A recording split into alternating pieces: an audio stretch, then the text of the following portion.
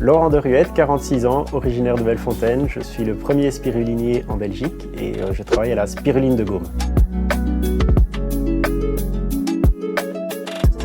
Si on veut être tout à fait précis, la spiruline c'est une cyanobactérie. Comme c'est un nom un peu barbare, on l'appelle souvent alors une microalgue d'eau douce.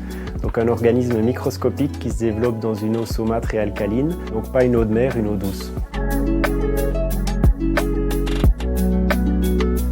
La spiruline pousse naturellement dans toute la ceinture équatoriale, du Pérou au Tchad jusqu'en Inde. En Europe, en France, il y a beaucoup de producteurs. On va recréer le milieu de culture dans des bassins sous des serres pour amener la chaleur dont elle a besoin pour se développer. Alors la spiruline, c'est un aliment, un super aliment même. C'est l'aliment le plus complet qu'on puisse trouver naturellement sur Terre. C'est peut-être son paradoxe, mais on la considère un peu comme un complément alimentaire, comme on ferait une cure de vitamines. Mais par contre, quand on la prend en brindilles, sa forme la plus naturelle, on peut agrémenter une salade, un potage ou la mélanger dans son alimentation tous les jours. Il n'y a pas de producteur belge encore pour le moment.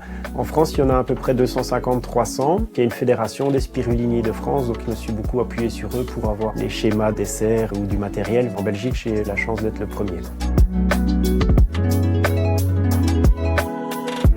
En kilos de spiruline sèche, donc déshydratée, j'estime faire entre 350 et 450 kilos à peu près par an, entre le printemps et l'automne. Il y a beaucoup de paramètres à vérifier. Vérifier l'eau des bassins, vérifier le pH de l'eau par exemple, vérifier la qualité de la spiruline, donc on doit regarder au microscope. Et donc c'est un métier qui demande beaucoup d'attention, beaucoup de concentration. C'est très difficile à répondre à cette question qu'on me pose souvent. J'avais envie de changer de vie, de produire quelque chose de mes mains, quelque chose de physique, concret à offrir à mes clients. La spiruline, c'est un super aliment, un aliment bien-être. Elle permet de combattre la malnutrition dans le monde, donc elle a vraiment une chouette philosophie derrière. Je produis tout de A à Z, sauf les comprimés. Je n'ai pas encore les machines pour faire les comprimés, donc j'envoie ça chez un producteur en France qui transforme la spiruline en comprimé, mais tout le reste est fait ici à la Civane. L'autre forme que je propose, c'est en brindilles. C'est la forme la plus naturelle, la moins transformée. Ça ressemble à des petits spaghettis concassés en petits morceaux. Le côté artisanal a une énorme importance dans la production de spiruline parce que la récolte est douce, la méthode est douce, le séchage se fait à basse température et ce qui fait qu'elle va garder toutes ses qualités nutritives. La méthode industrielle est beaucoup plus rapide, beaucoup plus violente pour la spiruline, mais elle n'a pas gardé ses qualités nutritives. L'aspect artisanal a une grande importance pour la qualité de la spiruline dans la méthode de production.